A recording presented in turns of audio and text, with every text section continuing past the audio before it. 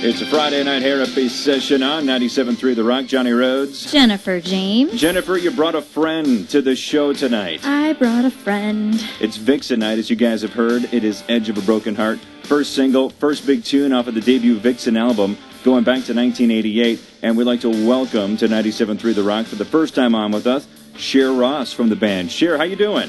Fantastic, Johnny. Thank you. It's good to be here. Cher Peterson, back in 1988 with Vixen. That's right. Bass player for the band. You wrote a handful of the tunes. Cher, we're going to hang out with you for a bit, talk about some of our favorite songs off of the Vixen album, and rev it up. So first, what are you up to these days? People are going to want to know, where are they now? We always wonder about what happens to some of our favorite rockers when they change bands or leave bands.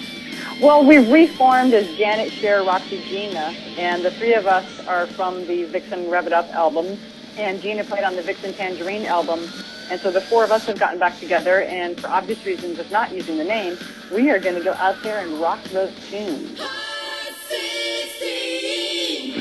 And it's Vixen tonight on 97.3 The Rock and a Friday night hair-up session. Johnny Rhodes, Jennifer James, and Cher Ross, who played bass, co-wrote a handful of tunes back in 1988 and 1990. What can you share about back then, Cher? Because we love the stories, we love to watch all the TV shows about what was going on. And, Edge of a Broken Heart came out. Vixen was everywhere. Was that a really busy year? It was an incredibly busy year. Oh, my gosh. I think we played, on average, something like 330 gigs a year from 1988 on for, 5 years straight or something. Wow. And, yeah, it was woo! Total, whirlwind. And the funniest stuff was, the rumors that circulated when the first song came out, and people said crazy stuff about us. They were like, oh, Bon Jovi put this band together. They're not real. They're not, And then we'd walk through airports and people thought we were the wives and girlfriends of Motley Crue. Yeah, it was great. It was great. I mean, the stuff that people said about us were absolutely hilarious. People would just roll around laughing, It was great. It was fantastic. Friday night hair-up session is on with Cher Ross from Vixen. Cher, I got to ask, were you girls treated well by all of the bands back in, 1988, 1990? There weren't that many all-female bands, especially playing the rock back then. So how were you treated by your coworkers, the other bands that were big at the time? The other bands absolutely loved us. In general, almost every time that we played, if we were first on, we'd see every other band lined up along the side of the curtain to check us out and see if we could really play. And then afterwards, they'd all come around and go, oh, wow, you guys are actually really good. We didn't know what to expect. And we heard that a lot. And, of course, it's a small world in the music world, so the word got around pretty fast. And the other bands just were really cool about us. Just treated us with absolute respect. Do you want to pick a tune? Any songs that you remember playing live back then or during the recording process that, just was one of those tunes that you still think about today? I still think about Wrecking Ball. I love that song. Yeah. We were just jamming that one in the studio as we were getting ready. Let's do it.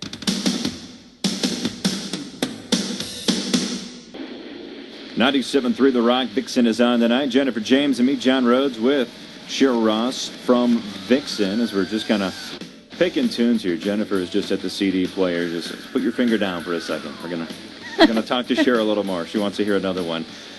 Cher, on the first album, I'm one of those music geeks, and Jennifer can back me up on this, because she is no different. When we buy albums and CDs, we read every single word on there. We love to see who wrote the songs, who produced them, any additional musicians. It looks like on the first album that came out, the debut in 1988, there were so many different collaborators on that. By the time Rev It Up came out in 1990, it seems like I see the band members' names everywhere. Not as many people. Did you have more control? Yeah, definitely. The way that it kind of went down was EMI Records signed us a little bit under duress. They believed in us just a little bit.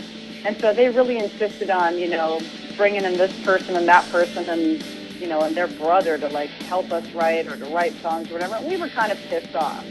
And so for the second album, it was sort of we've already proven that we can write songs. Come on, cut the BS. And so they said, okay, that's cool, do it. The weird story was the second album had a lot of issues because EMI's president had had a big fight with our manager, and suddenly we're on tour, and all these fans are coming up to us saying, we can't find your record in the stores. And this is back when it was vinyl, it was an album. So we can't find your album in the store. We can't find your album in the store. Well, EMI had decided to not ship our albums anymore because it had a fight with our manager. So that's because you had made a comment to me before we recorded, you know, that how come the second album didn't do very well? Well, that probably had something to do with it. Nobody could buy it back then. So, but we were really proud of all the songs that we did record, whether or not we wrote them. To this day, you know, How Much Love, which has nothing to do with writing-wise, it's one of my favorite songs. I think it's a great song. Oh, that's awesome. Awesome story. I mean, not an awesome story. That's a terrible freaking story. 97.3 The Rock, How Much Love from Rev It Up. Johnny Rhodes and Jennifer James for the Friday Night Therapy session. We have Cher Ross from Vixen on the air. We're going to keep Rev It Up out now because I want to hear another tune that you and Janet are credited for this one. Anything you can tell us about Not a Minute Too Soon? Love it. Oh, thank you. I just remember hanging out at Janet's place, writing a whole bunch of songs and just jamming on ideas and writing lyrics. And I think a lot of the stuff was a reflection of, you know, where we were at. And at the time, we were all going through divorces and breakups like you do, you know. After one successful album, everything else in your life kind of falls apart and changes. And so it was sort of a reflection of all that. It was a good time, though. It was really an empowering time for us and everything. It was cool. I wish I'd have been around. I'd have been an awesome stay-at-home dad for any of you. Thanks for the offer, Johnny. We'll bear that in mind. Well, I got to say, the Vixen image, you know, we showcased the music here. This is radio. But the Vixen image in 88 and 90 was probably the best. When I have a 12-year-old son, and I just love to pull up the internet. I'm like, hey, Gavin, we get to talk to her tonight. And he's just like, oh, my gosh, look at them. You know, his jaw drops. He thinks, was it a lot of fun, or were there times where it's like, man, would I kill just to throw jeans and a T-shirt on and go play tonight? I mean, how much prep time? You know, there wasn't really that much prep time. Yeah, we were also used to wearing makeup in our normal lives, and it was just like 1 inch more makeup. The clothing was a lot more difficult in the sense that you couldn't just walk into a Hot Topic and buy some cool-looking rock clothes. Right. I remember getting, like, cuts all over my hands and my thumbs from hand studding my jeans and stuff and trying to look, you know, like I had rock clothes because there just wasn't any. Did Vixen travel all over the world back then? Did the tours go everywhere? They did. It was so eye-opening and absolutely amazing. Before we ever even played a note, we were sent all over Europe to do radio promotional tours, just going around and interviewing on radio stations all over Europe and all over America and all over Japan. So that was pretty insane. It was like getting to travel and just, you know, eat all this amazing food and do all these interviews all day. Wow, what a life. We were very, very grateful would be the right word. We were extremely grateful. We're talking with Cher Ross from Vixen. Jennifer, let's pick like 2 songs in a row from the debut album. Okay. We'll just keep the night going. I want to hear Crying. All right. For sure. I want to hear Desperate. Well, that's so, 2. Cher, you can pick. Which one's first? Crying is first. We got a great story on Crying. 97.3 The Rock. It is Vixen tonight. Jennifer James and Johnny Rhodes and Cher Ross. Crying is a very, very cool tune. Cool. Well, I think there was somebody who once asked me, you know, what was it like to film on that huge stage for the video? And the video got a lot of play on MTV. And what was funny is, you know, they showed us storyboards of like, okay, we're going to have this stage that's up on these stilts and you're going to go up there and play. And seeing it in a drawing was one thing. And going up a lift and going up onto this thing and looking out over the edge, which had, you know, there's no fence or anything to protect you. You just had to keep your head together so you didn't fall off. It was a whole other experience. And then you got to look cool. And then, yeah, look cool and like you're not sweating bullets. You know, like, I'm going to fall to my death. I'm going to fall to my death. I know I'm going to fall to my death. You know, there was no safety net doing it, but it was great. It was super fun. The other thing that was funny was a lot of people thought because the name was Crying, they thought it was like this wimpy song about like that you're crying. And sometimes we go like, did you actually listen to the lyrics? Because it's saying, you know, I'm not going to be crying anymore over you. I'm done with you. I was in love with that song. It was right when cassette singles came out. You could get a cassette and there was one song on one side and another song on the other side, and that was it.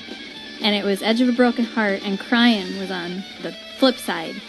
And that song just, that was my song. And nobody was ever gonna F with me for the rest of my life. Well, Jennifer, it is still your song. Thanks. Totally yours. You gave her girl power, man. Yeah, that's straight up. Straight up. There you go. 97.3 The Rock, getting ready to wrap up the therapy session tonight. And a big thanks to our special guest, Cher Ross from Vixen, as we've just been jamming tunes from the debut Vixen album and rev it up all night long. Cher, first of all, can you come back again sometime and join us on the air? Absolutely. Absolutely. You know what? I'm going to be back with the JanetShareRoxyGina material because it's going to freak you out and you're going to want to play it all the time. All right, we got to do our homework between now and then Perfect, because yeah. I'm going to learn more about this. I want to get our hands on that as soon as we can and help you promote that as well, because to know that, you know, the spirit of Vixen and you guys are all alive and well and ready to deliver more tunes, that's music to my ears. That's good news tonight. So I was very glad to learn that. Cool. Thank you, Johnny. Other than that, we want to wish you the best for whatever you're up to these days with the band and your home life. Where are you nowadays? Where do you live? I live in sunny South Florida. I moved here after 25 years in Los Angeles because LA just was not warm enough for me. Wrapping up the Friday night therapy session. We'll talk to Cher Ross again soon. I'm Johnny Rhodes. Jennifer James. Have a safe weekend.